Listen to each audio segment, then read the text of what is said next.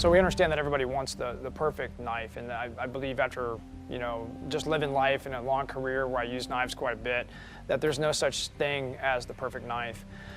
So when we're building this, when we started conceptualizing it, we sat down and said, well, what can we look at from the EDC world to, you know, actual combat applications, you know, defensive tactics with the blade, to the survival aspect, which field craft is huge, you know, and if you don't have a knife in the field, especially in some type of survival situation, that's going to be a disadvantage. And then when you do have a knife that doesn't necessarily work in any of those environments, that's a problem. So we try to take the best things that we could find and put them into one blade, right? So we like to say that it's not a multi-tool of knives, it's a knife that works in a multitude of environments. So before we reached out to Toor, we did a lot of homework on them, as well as a lot of different companies in the industry to find a partner that can not only make a knife from the ground up, you know, in the USA, but also is a veteran-owned company. We love working with veteran-owned companies. And not only is Toor a veteran-owned company, they also have a lot of operational experience, which really helps when you're trying to communicate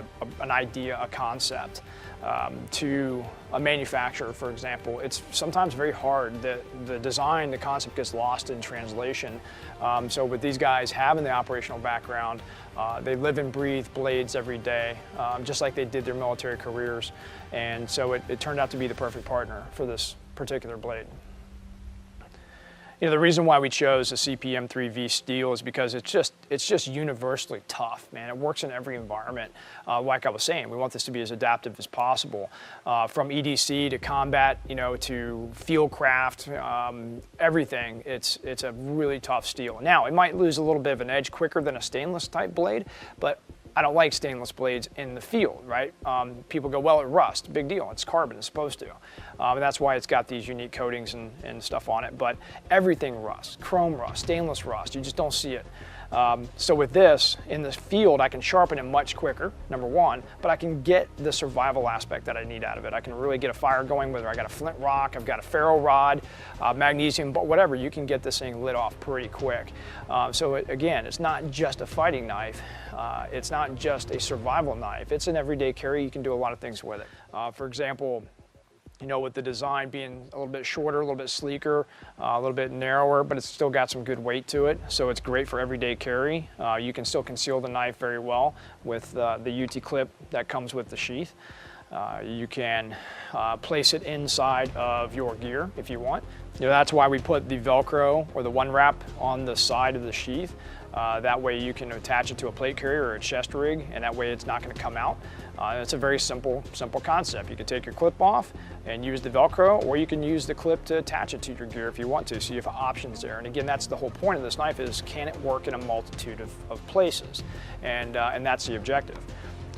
As far as the handle design and the jimping, which goes in conjunction with that on the spine and on the butt of the knife, we used a really deep serration. That way when you get your thumb in there on the spine or on the butt of the knife, depending on how you're employing it, it's going to add a lot more friction. And then in conjunction with the handle design, we chose G10, tried and true material. All three knives have a different color liner on them to match that aesthetic. As far as the design that we machined into the handle itself, it's an aesthetically pleasing design because we tried to match the Dragonfly, the Darter wing texture, which was kind of an experiment, and it came out feeling absolutely amazing. And it added a lot more friction, whether you're in a survival mode or a combat mode. Your hands are wet, slick, oily, bloody. You're going to be able to really hold on to that knife as you're utilizing it.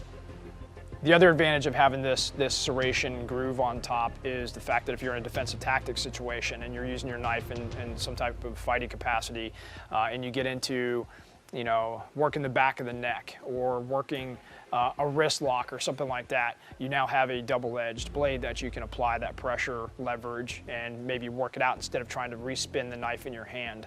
And again, that's going to be, you know, subjective to different types of arts or whatever you're using to employ that blade. And speaking of fighting, this kit comes with a training blade. Same steel, same weight, obviously with no edges on it. It's a great tool because I see a lot of fighting knives out there on the market or companies that will sell them, and it doesn't come with a training blade. And then a lot of people will start making training blades out of kydex, and they'll cut them and try to make it work. Well, we wanted to give that resource to the end user. That way they can practice effectively with it, and it has the same versatility and the same feel as the blade itself. At the end of the day, it's not just a knife. It's a work of art, but most importantly, it's a tool for the warrior, no matter how you use it.